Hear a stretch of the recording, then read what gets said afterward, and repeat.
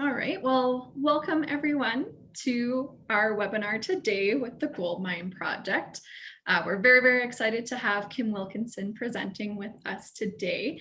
It was noted that we'd have a ton of new attendees joining us. So, if this is your first GoldMind project event, we are thrilled to have you. And if you are someone who's attended one of our events in the past, we are equally excited to have you back and returning and continuing your growth and your career development. So, for those of you who haven't attended a GMP event or haven't really heard of us in the past, we are a grassroots movement. So we were started by local Calgarians, mostly out of the oil and gas crisis, and we've continued to evolve. And what we really strive to do is highlight local tools, resources, and job opportunities here in Calgary, Alberta. So that's why we are here today. Kim is a local, and she's going to be sharing some of her tips and tricks in regards to personal branding in your job search. What we do is we really try to focus our events on helping people who are unemployed, maybe underemployed, as well as transitioning in their career. And I think, in our current environment of the pandemic, the oil and gas crisis, it did affect a group. And with the pandemic, we're just seeing it. It's been a global effect. So many people are in the same boat at this time. So we really think that these events are helpful in providing those tangible tools and resources. So for those of you who don't know, my name's Catherine Colburn-Swartz. I am the president with the GoldMind project. So I've been with the organization for 3 years now. So this is for me my spare time passion project. My full-time position is with Olympia Financial Group as their HR generalist. So, for me, this is an area of passion of mine, is helping people find their careers and find their passions too. So that kind of is our little overview there, but, some housekeeping items for us all as we get to meet Kim here very shortly is for us, definitely make sure that you keep your mic muted here while Kim's presenting for us. We would love for you to show your videos. So, it definitely helps with that interaction. I feel like that's something we all miss and are really wanting these days. So definitely keep your videos on for us. And as well for the, what else do we have to cover here? Yeah, and if you did have any questions, we are also we're going to have a question and answer period towards the end there. So if you did have any questions, make sure you send those to to everyone in that chat box, because if you're just sending them to like Kim, for example, I won't be able to help moderate and facilitate that. So what we'll do at the end is we'll take a look at the questions that everybody has, and we'll be able to chat with Kim on those, because I'm sure there's some good burning ones out there for Kim today. And on that note, we will be recording today's webinar. So if you would like to go view that afterwards, we will be posting it to YouTube this week on our channel, the GoldMind Project. And Kim will also be sending, through the GoldMind Project, we will be sending Kim's slides to those who are in attendance today. So don't feel like if you need to be sitting there scribbling everything down madly, we will definitely provide you this information after today. So without further ado, we would love to introduce Kim. So Kim, give us a wave. So Kim is with Verve Recruitment, and she has years and years of recruitment experience under her belt. She is currently the director at Verve and will be educating us today on building your personal brand and providing us some strategies on how to get started with this and how it can be leveraged in your new roles. So Kim is an award-winning recruiter, and she was voted top 20 recruiters in 2020, which is, I think, for those of us in the industry, recruiters are almost a position that is a dime a dozen. And to be able to prove herself in that area is a massive honor. I think, that's pretty representative here today. We have some great new attendees joining us as a result of her amazing network that she's been able to build in her career.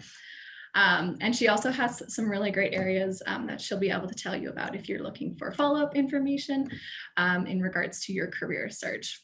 And so, yeah, we'll let you take it away here, Kim. Okay, awesome. I'm still just admitting some folks. I'm like, oh, so much pressure. I really appreciate people taking some time out of their day today. I know if you're like me, it feels really busy right now, which is nice, but I think this is time well spent in your own personal development and investing in you.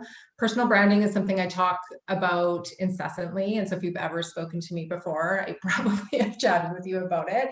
I'm just a huge advocate. I honestly think it's the ability for you as a candidate, a professional, an individual to really take control back of your career reputation, your progression, your job search, even your ability to switch careers or pivot throughout your sort of career progression. I think having that good personal brand really allows that to happen more easily and gives you a really good sense of community. So that's going to be sort of the topic I'm chatting about today. I have left a fair amount of room for questions because I know everyone will likely interpret this information differently or maybe have some specifics. So don't worry, I'm not going to be boring you for 90 minutes of me speaking. Lots of time for you to ask questions. I have somehow drawn a red line on this presentation. Let's hope it's only for page 1, and away we go. So no, it's going to be there the whole time with us. Lucky. So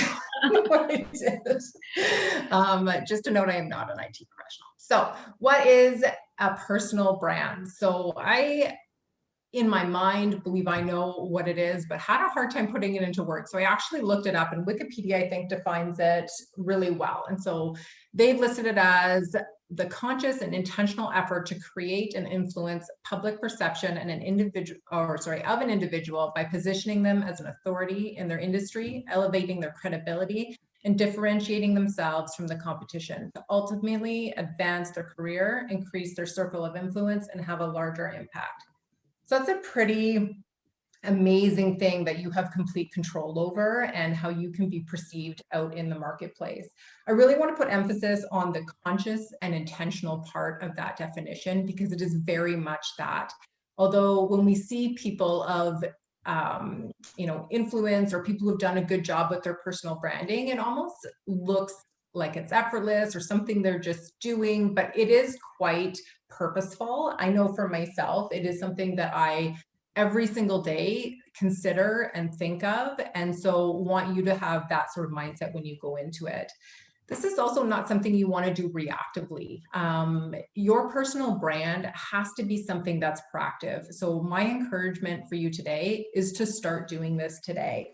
When I think about when I really started investing in my personal brand, it was probably when I started at Talent Corps, which gosh, I'm struggling now on how long ago that was. I would say probably 4.5 years ago or so. I had very minimal connections on LinkedIn. I actually don't know why I made that decision to start doing it. It was something I just routinely started doing. I was posting. I enjoyed that sense of community. And honestly, over that 2.5 years during my time there, that sense of community and influence and dialogue that was started was absolutely phenomenal, to the point where when I think about when I made the decision to open Verve to almost 2 years ago now, I absolutely know with 100% certainty that I would never have been able to have the success I've had without having invested in that personal branding technique 2.5 years ago. So that's what I mean. So a lot of people might look at this and kind of go through this and go, you know what, I actually am not looking for a job right now. I don't think this will have value. I think, it's always been true, but if COVID has taught us anything, it's that anything can happen. And so it's always good to put in that work now, because all it will do will provide you with more choice and opportunity in the future. So here's just sort of an outline of what I'm going to cover today. So getting your LinkedIn in order, defining your audience, posting content and interacting online, and then how to leverage all this hard work into your job search. So let's talk about getting your LinkedIn profile in order. This is critical, guys. I have to say that is like your online professional bio. And so you want to make sure everything is reflective of how you want your brand to be perceived. And so making sure you have a professional photo. This doesn't have to be done professionally by a photographer. However, if you have it in your budget, I do recommend it's a great investment. If you're in Calgary and need a recommendation, I can certainly share who did mine. You want to make sure you have a distinct highlight line. So if you look right underneath your photo, you want to make sure that that highlight line is distinctive. Now, I see a lot of people posting looking for work, or, you know, AP manager at Suncor or something like that. I really encourage you to make that highlight line really about who you are as a professional in terms of what your skill set is. And I don't recommend including the company you're at. We'll be able to find that information in your About Me section. That's your highlight. So who are you? Feel free to throw in some descriptive words in there as well. What is your skill set? Kind of have it up there. An engaging About Me section. So that's that sort of, I think it's going to be right below that. You have an opportunity to really share who you are. This should be similar, but a little bit more text tolerant than the profile spot on your resume. And so who are you? What can we expect about you, you know, from you as a candidate, as an employee, as an employer? Really kind of put that out there to describe yourself. Not so much of what you've done, but sort of who you are, if that makes sense. And then also making sure that your job history is complete. This should read similarly to your resume. And if you've ever heard me talk about resumes as well, this piece should be a list of quantifiable achievements versus what your job description is. I want to know what you've accomplished, how you've contributed, any numbers or other measurements that we can put in there to really add some context to your work. We want to put that in there for you.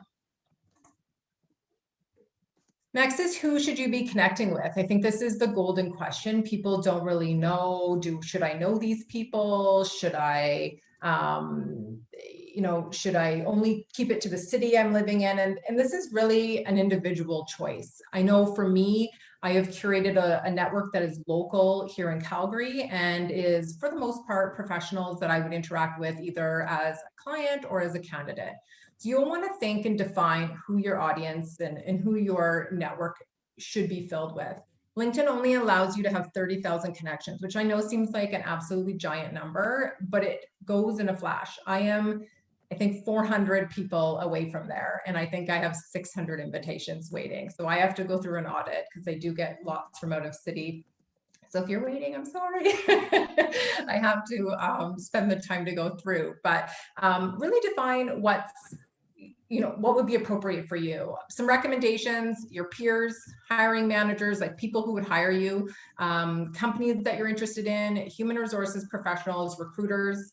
That being said too, if you're in a sales position or a client facing position, who would your customers be? What other industries would you have value in learning from? So yeah, really curate that.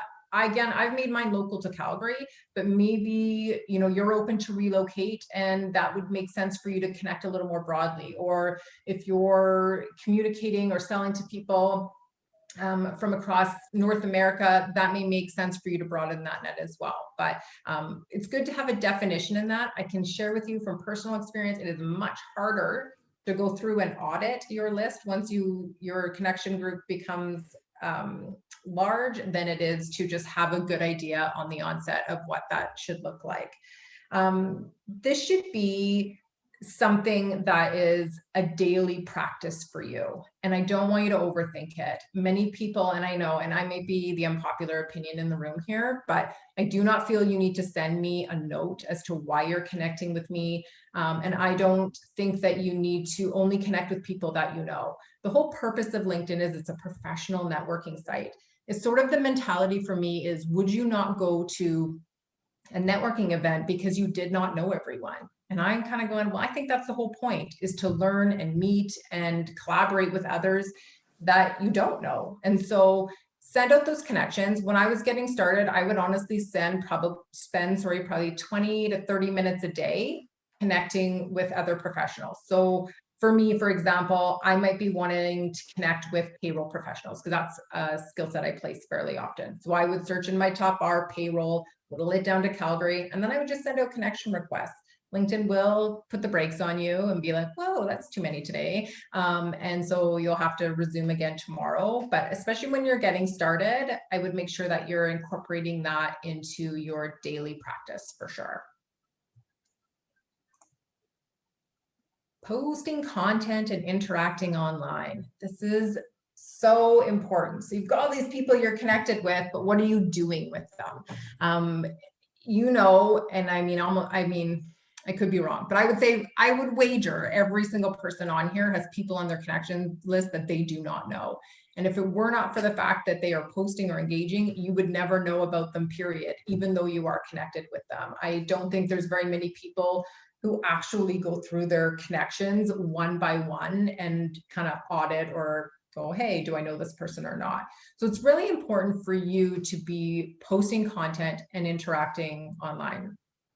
I always say, just kind of to set the stage for this, there's an 80-20 rule before you become annoying. No one likes being sold to. No one likes someone who's just constantly taking. And so 80% of what you are posting should be you sharing ideas, maybe sharing an interesting article, starting a conversation, something around adding value.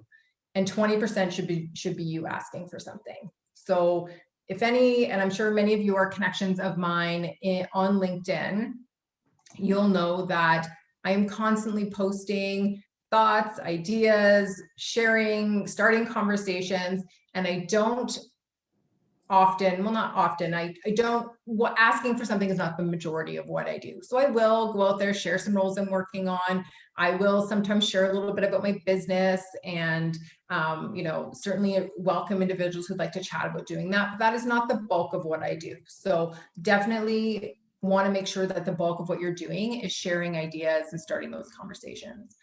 You will want to post about 2 to 3 times a week to keep regular. There is the algorithm, which honestly, I do not feel I am smart enough to explain, but the more you post, the more you're being seen. And so regular posting is going to be key to you building up that brand and again, creating that familiarity with your profile. In my experience, I do recommend posting prior to 8 a.m. in the morning. I find LinkedIn is almost akin to the morning paper where people sort of open it first thing in their day. And so if you want the most traction, you'll be posting at that point. You can play around with what works best for your audience. And certainly you'll want to be mindful if you are working in different time zones, but that's just been my experience in terms of success. And so it can be really daunting as well when thinking about posting content. And this is a huge part on, and I know this is a big topic right now on imposter syndrome. Do I know what I'm talking about? Do I have anything to share? And I really encourage people not to overthink this piece as well. If you've been doing a job for any level of time, or if you've been job searching for quite a bit of time, you've had experiences or had observations, share those things.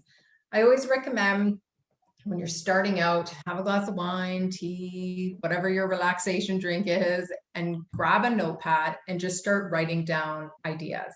And so that whole exercise will sort of start setting the stage for you on things you can post. Look to your peers as well and see what kind of things they are posting, just to maybe get a bit of inspiration on that. I keep a constant running notepad. I have one in my phone because my best ideas come when I'm at the grocery store. I have one beside me as well at work, at my desk, that I'm constantly writing on, so that you're not stressing the morning of, what do I have to say? Another tip as well is I write my posts the night before. So a little insight into me and my life. I am not a morning person.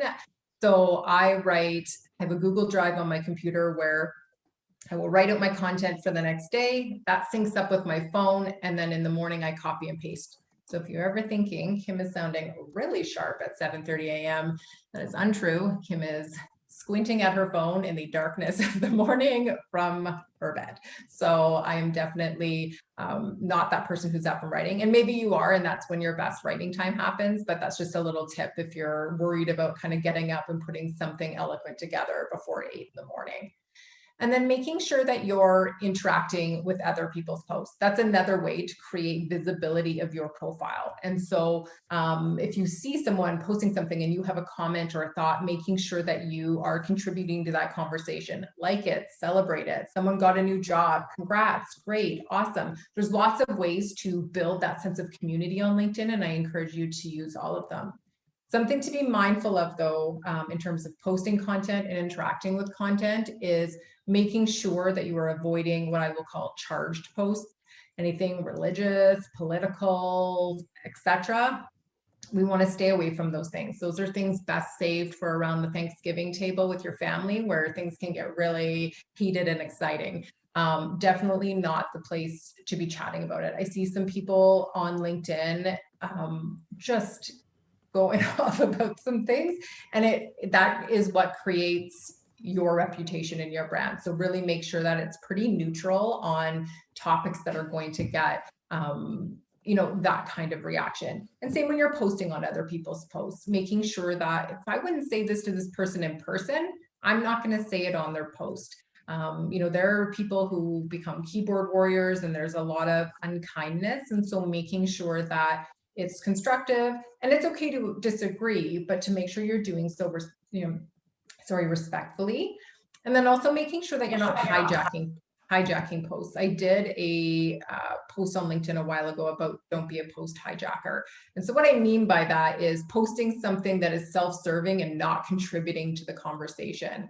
So I will sometimes have people post on a post of mine, hey, looking for a job, check out my profile. And it's like, this is not even about a job or anything like that. Or I have something like this over here, come take a look at that or whatnot. So you want to make sure that you're contributing. You don't want to be known as that person who's interrupting and then trying to redirect for their own gain. So I think that covers that bit. Oh, and sorry, one last thing before I go on from this is in terms of topics and what you're writing about, I know I kind of said don't overthink it, but I honestly mean don't overthink it. I would say, so my biggest post ever happened over Christmas, and I think I had 300,000 views on that post, which was crazy. And it was honestly the simplest idea. It was literally me posting about, if I write you, write me back. It was not like a brain surgery technique or anything groundbreaking. It was literally an observation from me as a recruiter going, hey, I don't understand why you wouldn't write me back, even if it's to say no, because I believe there's value in keeping those conversation lines open. So when you're assessing and thinking about what you want to put out there, don't think it needs to be some brand new idea or concept that no one has ever heard about. People love everyday, real life conversation. So last bit on this is, how is this going to help my job search? So, it seems like a lot of work, and I'm not going to lie, it is. LinkedIn has become a second part of my job. I have to check my LinkedIn inbox as frequently as I do my Outlook, the volume of messages that come through there. And I have a commitment that I write back to everyone who writes me on LinkedIn, unless it's inappropriate. So why would you do that? And so this is how it will leverage and help your job search. So you will become a sought after candidate. Companies will seek out candidates that will become a positive extension to their own branding. And this is especially true for any client-facing roles, but it is true across all roles. I can, as a recruiter, think of people in skill sets that I recruit for, that I am aware of, that have good ideas, that are well-spoken, that are well-connected, that if I had a role in that space, they would be the first people I would go to and approach directly in my headhunting. So the more people who know you and are aware of you, the more opportunities will come your way. Your community will connect you. And I mean, I think this is true of all people, but Alberta specifically loves Alberta. And so if we can help people in Alberta, I have seen some excellent rallying to get people back working, refer them to other opportunities. And so when your community knows that you're looking for work, if you happen to be out of work, they are going to share posts with you, maybe refer you to a specific posting, or give you a recommendation. And that can happen whether or not you are actively looking or passively looking. I know that I have people reach out to me all the time who are like, hey, do you know anyone here or there? And again, those people that kind of first come to mind, those are the ones that I'm recommending first. And don't also forget about the potential to get the inside scoop. So you may be applying at a role at, I don't know, ABC company, I'll just say, because I'm lacking creativity right now. And you're not sure, you maybe heard some questionable things about that organization, you don't know sort of what their benefits programs are like, or other things that might be important to you. If you have a connection that works there, that you've developed some rapport, say maybe they've contributed to some of your conversations, you've contributed to some of theirs, it's a lot easier than to reach out to that person and say, hey, notice you guys are hiring, was wondering if I could pick your brain for a few minutes about maybe what your experience has been like working there. Because as we all know, and in the same way candidates are trying to sell themselves in interviews, clients are doing the exact same thing. And I'm sure we've all had an experience where we accepted a job that sounded like the most amazing thing in life and got in and was like, this place is a nightmare. So it would be nice to get a little bit of an inside scoop prior to applying for that position. And then also a warmer intro to hiring managers. And so I believe it is completely appropriate that if you have had interactions and you've been connected with someone for some time and you've applied for a role, and again, especially in this climate where applications are abundant, you can get lost in that application screening. And oftentimes, depending on the size of the organization, what happens is that you'll go through and it's human resources that has to vet you out, or an ATS system. And so you may not actually ever get in front of a hiring manager's eyes. And this can be a way that you can have a warmer intro, reach out to a hiring manager and say, hey, noticed your role posted online. I have applied, but just wanted to put a bug in your ear that I have applied for the position. Very, very interested. Would love to grab a few minutes of your time. And what I know as a recruiter is that the urgency level between a hiring manager and HR and recruitment internally can be very different. And so that can be not necessarily due to them not caring, but just sheer volume. If you're a recruiter in-house and you've got 20 recs you're working on, the reality is they're all urgent and every hiring manager has that need. And it's not going to happen as though that were the only one they were working on. So if a hiring manager has a candidate approach, they have a conversation and says, this could be a great person, they can then speak to their HR and say, hey, this person applied, I'd like you to book something in a meeting. And honestly, and I don't want to speak for in-house HR or recruitment, but to me, that seems like that would be a really easy part to their job as well, if they already had a referral or someone kind of in the door that way. So that's another way, certainly, that this branding can help your job search. And lastly, I want to say this practice should not be with the intent just to get a job. Although 100%, guys, the people who have done a really good job at branding themselves get jobs easier in times of tough economy in Alberta or anywhere. And so there is tremendous value in what it will add to your job search. But it should be looked at just a general practice in your everyday career in sort of building that sense of community. Because again, you just never know what will happen. You may be in a position where you're hiring at some point and you need to hire something, and you put it out to your community, and you're going to get referrals and really relevant applications coming in. You may decide that you're going to open a business one day, like myself. Never thought I was going to be doing that. Here I am. But I would not have been able to do it had I not put this work in and kept consistent with it. So really make it part of your life. Dedicate time to it every day, and you absolutely will see the payoffs of that.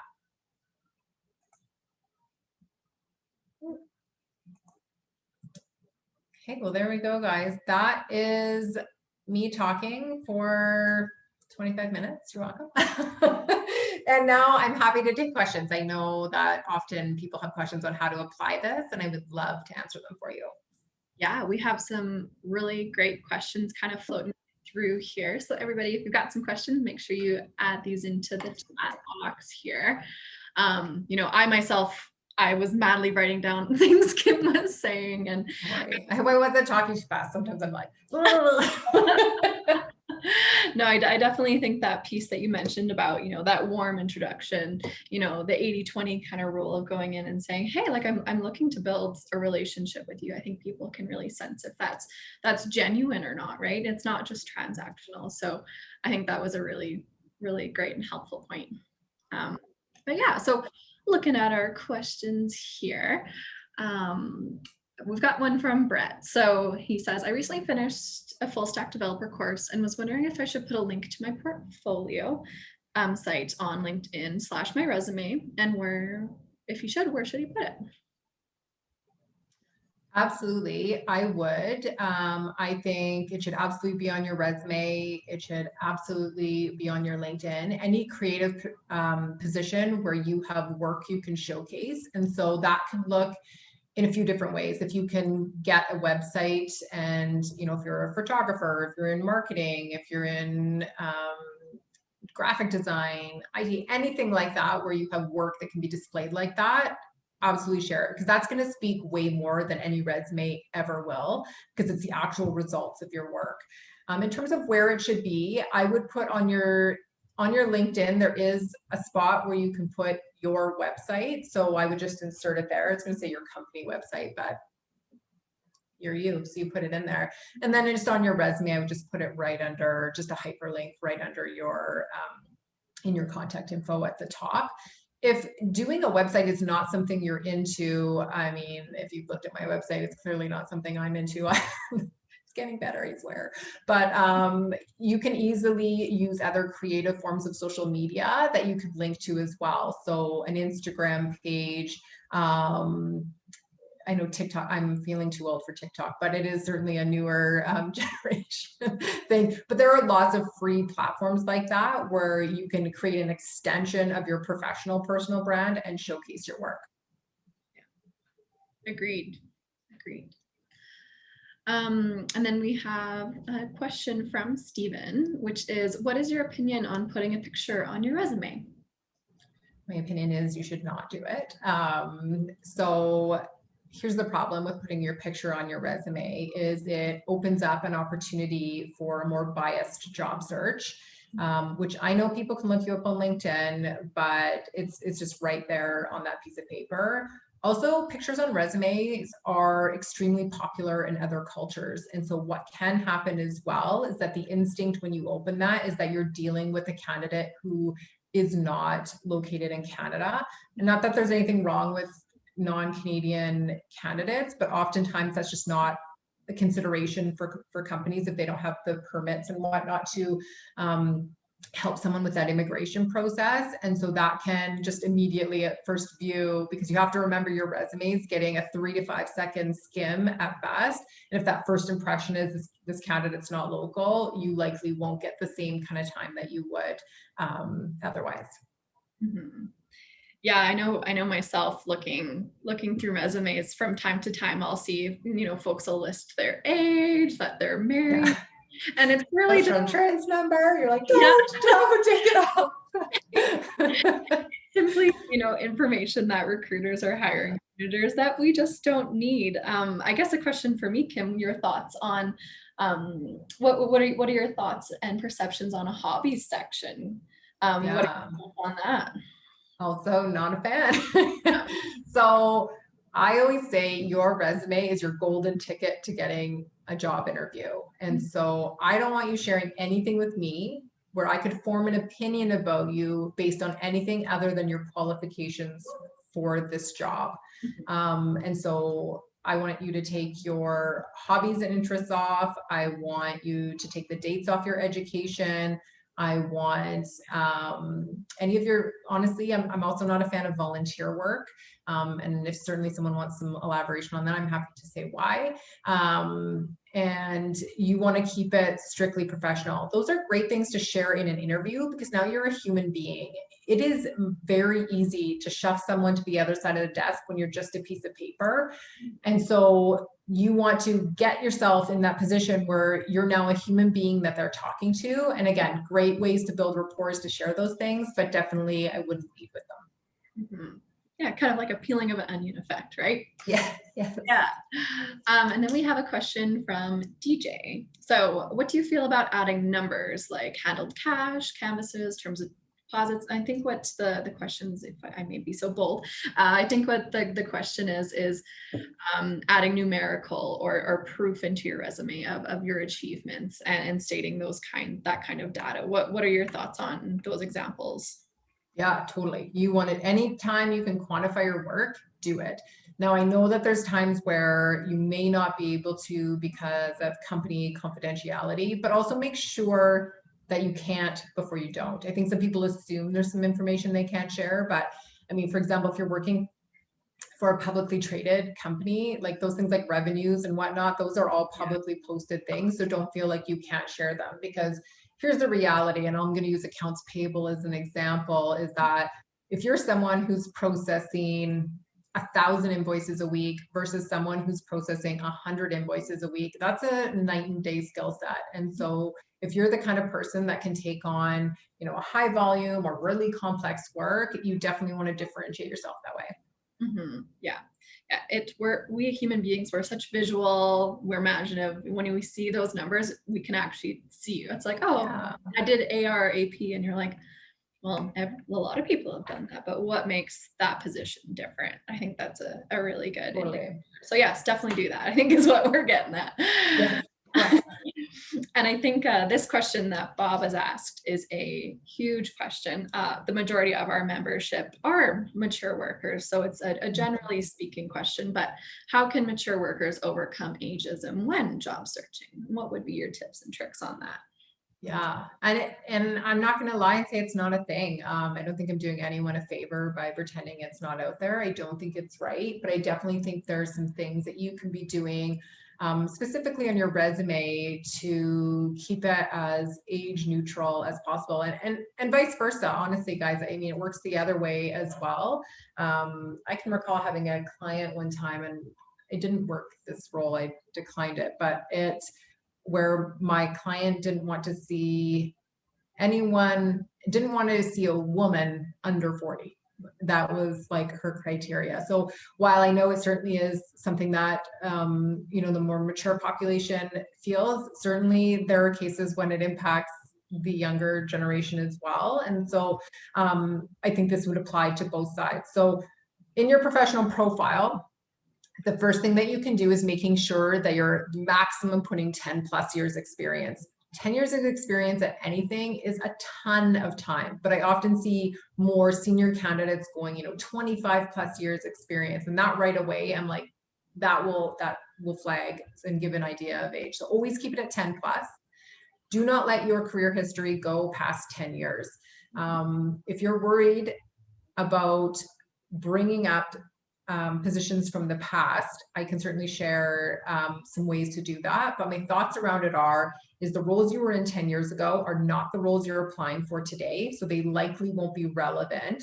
And also, if you have not done something in over 10 years, the likelihood that you could list that as a relevant and up-to-date skill is also not there.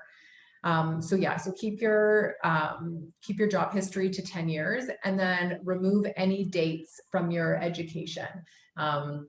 That's another kind of giveaway in terms of how old you may be. Mm-hmm. Yeah, agreed. And then we have another question from Farine. Do recruiters look at personal recommendations? I believe that would be the recommendation spot on LinkedIn there. Yeah. And is it worthwhile to try to get those? Yeah, I think it's never a bad thing, right? I mean, to have people speak positively, I think I do read them. When it's a candidate that I'm considering for an opportunity, I will look at any information that I can get. It is important, though, in that to make sure that the recommendations that you're getting or asking for are from people who really know you. So I kind of went through a bit of a phase there. And I don't know if it was something I was doing, but I had a ton of people who I did not know asking me to write them recommendations. And I'm like, I could be standing next to you at Superstore and not know who you were. So mask or not. So I don't think I'm the right person to be writing, a professional recommendation for you. And so really making sure, because what can happen, and it is such a small world, is that if I see that Jennifer gave you a recommendation and I'm like, oh, I know Jennifer, I may reach out to her and go like, hey, I'm thinking of working with this individual. What's kind of your thoughts? And she's like, oh, I don't really work with her. And it's like, well, why? That can just create some red flags. So again, just make sure it's someone you know. I mean, I wouldn't chase it to the point of exhaustion, but yeah, if you have some people who'd be willing to write some nice things, it never hurts. Yeah. Yeah. No, more the merrier kind of when it comes to LinkedIn, right? Totally. Enrique, we have a question from you. So and Enrique, I got excited because he's actually just joined our board. So welcome to the team, Enrique. What do you think of those immigrant professionals who are highly prepared to have a lot of international experience and even already have professional designations in Canada, but find it difficult taken into account by recruiters? At the end of the day, how can they better promote themselves and create a better image and that is more attractive to recruiters? So this is also an obstacle, and it becomes a bigger obstacle in times of economic sadness right now. So when it's a candidate abundant market, and I think that really goes back to, I mean, I want to say, Canada, but Alberta specifically, from my experience, really loves to support Alberta. And so that's where you're often losing out to, people that are being referred or recommended from someone that they know. And that's really a trusted source for a lot of hiring managers. So I think honestly, investing the time in building your professional brand, connecting out in your community, and becoming someone who's embedded in that professional space will certainly help you leverage that. Another good tip is to connect with a recruiter that specializes in your skill set, and maybe book an introductory call to see if there's anything else you can be doing, any recommendations. Maybe your resume is not reading as well as it could be. And sometimes too, it can be helpful for someone else to be advocating for you. And so having that opportunity to work with a recruiter that can speak to your skill set would be very helpful as well. Mm-hmm. Yeah, and on a side note on that, if you are someone who's looking to have your resume taken a peek at, your cover letter, we have some amazing local services here in Calgary, such as Calgary Career Hub, WCG, prospect services. There's tons of stuff out there. It's just a matter of digging your fingers in and looking for those types of resources. A good place to start is just on our website, because we put it out to everybody. We don't want everyone to take a look at those. So yeah, that's a really great point. I think this next question is a really great piece, and it's how essentially the GoldMind project came to be, which is how can a person with only oil and gas experience pivot into other areas? Yeah, another challenge. So I mean, when oil and gas is good, oil and gas is great. And so whenever I was recruiting for administrators back when I started my recruitment career, I see everyone had that oil and gas admin diploma. And I'm like, I just called it the Calgary diploma. So everyone's got to have it. And I can see why. I mean, it's an exciting industry for our province. It certainly has caused us to be a leader in Canada from an economic standpoint. But you're right, it can be hard to pivot out of it. And I would say the biggest obstacle from a hiring manager standpoint is going to be the compensation disparity. And there is an assumption that, a candidate who's worked primarily in oil and gas may come and work for you, but as soon as an opportunity within energy comes, that you will leave. And so I think it's good, for you as a candidate to really identify what's motivating your move so that you're able to articulate that well to a hiring manager. Because they will have those concerns kind of right out the gate. Mm-hmm. Another obstacle can be that energy has some of the most bizarre job titles I've ever seen, and really specific work where someone will have something. I'm like, what are you? I don't even know what you're doing based on your job title. And then I'm like, oh, you're you're like an administrator, right? Like, but they call it something super technical. And so oftentimes resumes are not relatable to other industries. And so if you are looking to do that and you find that your resume is maybe reading a little bit specific, is I would try and neutralize it the best way that you can. And if you're struggling with that, I mean, I'm not a great resume writer. I mean, I love giving resume feedback, but yeah, great resume services. I have a resume service that I recommend out all the time, and it may be worthwhile investing in that to help you kind of look at your resume in a more neutral way. Mm-hmm. And we have a question also from Nilu, which is also on this point of transitioning, and she, or he or she, sorry, should asked, will it affect my professional job hunt if I put the transition of jobs in my job history on my LinkedIn profile? So I believe there the question would be kind of, does it look bad? Should I maybe state what happened there? What would you say for someone who has kind of been, you know, there's been so many layoffs, you know, over the course of the last 10 years, you know, what would you recommend to someone who has had a few different positions recently? Yeah, honestly, I wouldn't address it. It's like, I don't want to draw a red flag to something that maybe isn't drawing a red flag. And it very well may. I don't think it's out of place to think that it potentially could be drawing a red flag, but you definitely don't want to state it unnecessarily. I will say though, that if you've been in a series of contract roles, because I do often see candidates that way, and who look very jumpy, and I have to talk around that to clients often. And so a couple different ways that you can mitigate that is I would put contract in parentheses in those positions so that people understand that it was a termed position. Or if you're someone who's done several small contract roles, say over the span of the past 2 years, is I would lump those together as one position. And so I would do various contract opportunities. And then you can even in the underline kind of list out the companies that you've worked for and then build out your responsibilities as one unit. And you could kind of go from say 2019 to present, you know, contract opportunities. So that just helps to kind of talk around that, because I think the problem is that me being an agency recruiter knows that a candidate that's been kept busy on contract is a great candidate, because contract work is hard. Those candidates are viewed and critiqued more harshly than your own internal candidates. You have to pick things up often with no training. So like those are great candidates. And also if you did bad work, an agency is not going to use you again. So if I see someone who's repeatedly out with the same agency, I know right away that's a great candidate. Problem is hiring managers don't see that. And so that can be a way to kind of create some continuity on your resume. Mm-hmm. Yeah, I love that idea of lumping. If you have for that, because there's only so much real estate on a resume, and you know, there's only so much space on there, and it definitely cleans it up. And then Eric has said, I've been advised in the past that LinkedIn profiles should have a job history, but refrain from sharing lots of details. How much, if any, information about each role should be shared?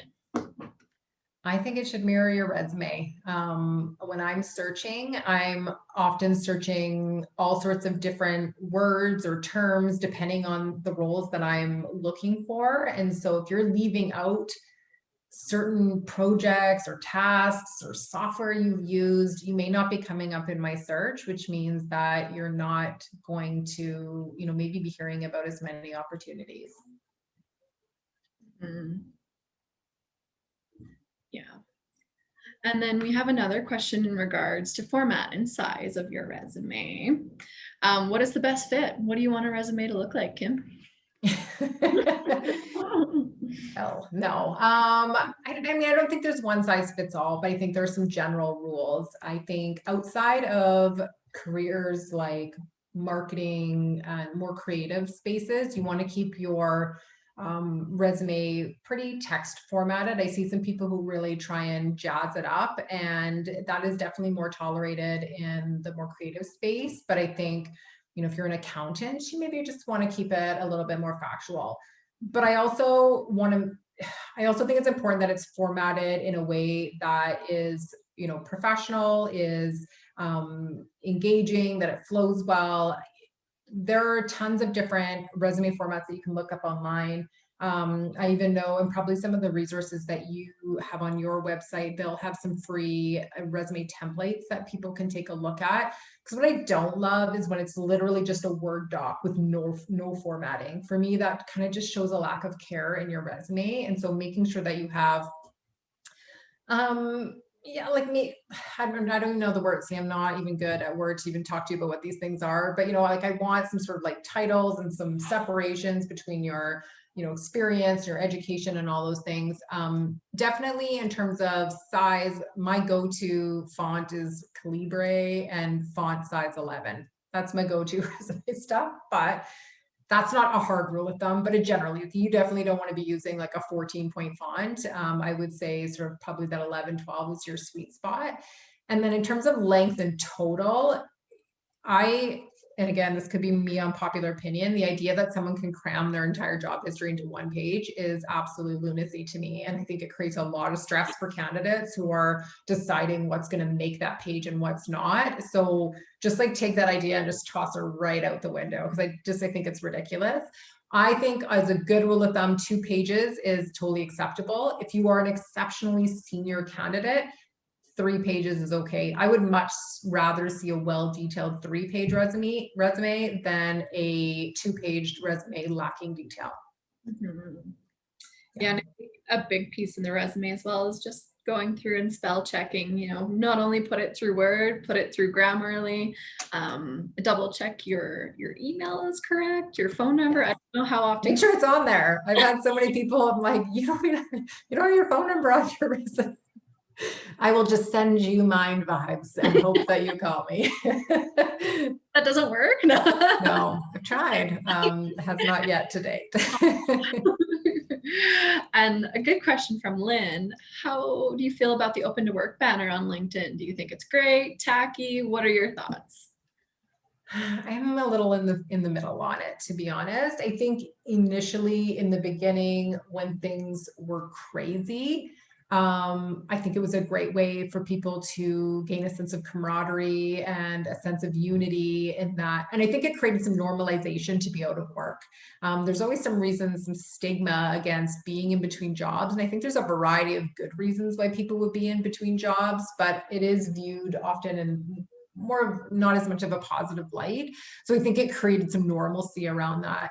I do think as we're transitioning out, to the end of this pandemic, I think we'll want to kind of resume regular day and probably take it off. But what I will say is that if you have finished an opportunity, end it on your LinkedIn. And I have a million times dealt with this, and candidates' response is always that, well, I don't want people to not think I'm working because I think it hurts my job search. But honestly, it hurts your job search if you're not working and you say you are, because if I'm filling a contract opportunity, I'm looking for candidates who are not working. And so you may not be being contacted about those because it's looking like you're still currently working. So, and honestly, guys, and this kind of goes to a bunch of questions that have already been asked, being open to contract work, again, is probably this, aside from creating your personal brand, the second most important thing you can do in your job search.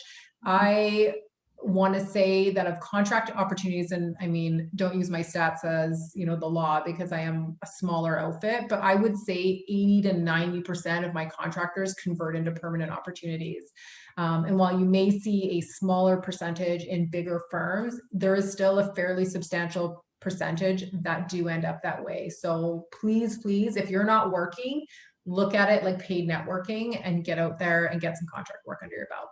Yeah. Well, and speaking from personal experience, I moved to Calgary and I took a contract position and I was transitioned to permanent, and I would have never, had that opportunity if I'd been like, oh, it's only for 4 weeks, I'm not going to take that. Even from our positions that we have posted at Olympia, from time to time, we'll post mat leave contracts. And we see a drastic decrease for a contract that's a year, 18 months. I feel like that's a lot of people. That's how long they spend in jobs. And a lot of folks are just saying, nope, not interested. It seems too short term. So, you're really just pulling yourself out of that. If you're not going to take a shot, you're not going to score. So yeah, I'm glad you brought that up, Kim, because that's, just the biggest missed opportunity. And we're going to spend the last few minutes for some of our specific questions that came through. So what industries do you typically focus on? You mentioned that you're more of a boutique firm. Maybe just tell us a bit about what you guys do there. Yeah, so I am not industry specific because I believe that's a bit of a shot in the foot in recruitment, so in agency. So I am skill set specific. So I'll work across, I have big oil and gas clients, I have small startup entrepreneurial clients. So I specialize in skill sets that will live in your head office. So anything finance, accounting, I do a fair amount of work in HR, payroll, administration, kind of those spaces. Things I don't specialize in would be more technical roles, engineering, IT, field positions. Although I do have good contacts out there if anyone is looking for some recommendations on who they can connect with. Yeah. Great. And how do they join your candidate pool? Yeah, so absolutely feel free. I have my resume up, or my email up there. Feel free to shoot me over your resume. I keep every resume that is sent to me, and I have everything filed if you'd like to be considered for opportunities. Certainly, if you have any questions, also let me know. Feel free to connect with me on LinkedIn. Although again, I want to stress that I am kind of nearing the end of my limits there, which seems crazy, but it is what it is. So I did open an Instagram page for my business. You can search me under Verve Recruitment Group, and I do post all my open postings on there as well. And it is filled with job searching tips. And so hopefully people find that useful. I've got resume tips, interview tips, what not to do, what to do, all of that kind of stuff is on there. Mm-hmm. It's great. I follow Kim there, and she's got all kinds of great tips, stuff that'll just make you laugh. Like Kim noted earlier, just keeping your posting real. I think that's something that, none of us really get to see each other in person anymore, and to keep it real and have those true conversations. I think that it's a great place to start, especially if you can, better yourself and have a laugh along with it. I highly recommend following Kim there. I enjoy her posts. My 13-year-old says I'm cringy.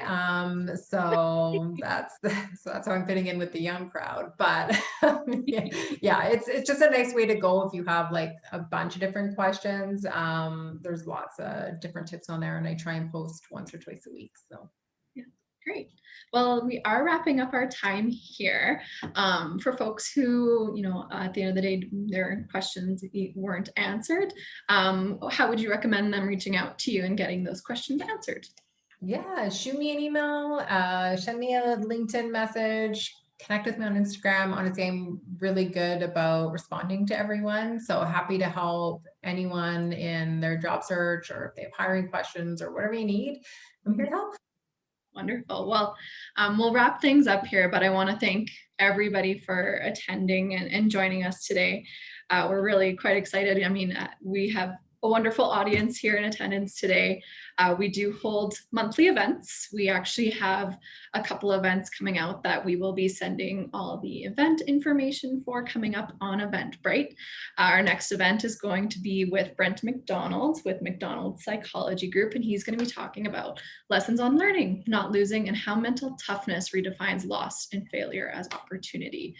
We actually had him come and speak to our whole team here at Olympia, our 225 employees, during the heightened part of COVID last year, and presented for us. And there's tons and tons of takeaway tools. So his event will be on June 9th. So if you'd like to learn more about that, I highly recommend checking out our website, signing up as a member. You'll just get those emails. It'll be, you'll get the first nod once those come out. We also have a hydrogen event coming out, and that'll touch on our new and growing different industries here in Alberta, which I think we all know is really important to continue to diversify. So really looking forward to those events. So if you would like to learn more about those, make sure you check out our website, check out our LinkedIn. We're constantly posting all kinds of updates there. And as a little reminder, we will be posting this recording to YouTube, so check that out there. We'll also be sending out Kim's presentation today after the webinar. And yeah, that's all for today. So again, special thanks to Kim for joining us today and bestowing us on all of her wisdom on when it comes to branding and finding a job coming up here. So thanks, Kim. No, I appreciate being here. And I just want to say, just before you go, if you are starting to post, feel free to share your post, like send me a note letting me know you've posted your first post. I want to be there for your success. Happy to like and engage with it to try and, help get the momentum going. So yeah, I'm excited for you. Wonderful. Well, thank you so much, Kim. Everybody enjoy the rest of your sunny, beautiful day we have here in Calgary, and we will speak very soon. Hopefully we'll see you all here June 9th. All right. Thanks, everyone. Bye.